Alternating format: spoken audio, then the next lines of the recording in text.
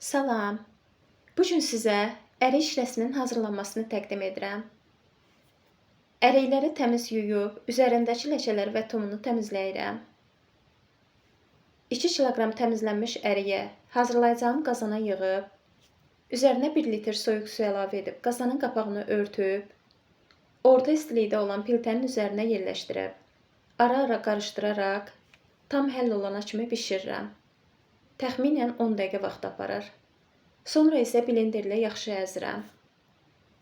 Üzərinə 3 litr qaynar su, 2 stəkan şəkər tozu və yarım limonu sıxıb 15 dəqiqə qaynadıram.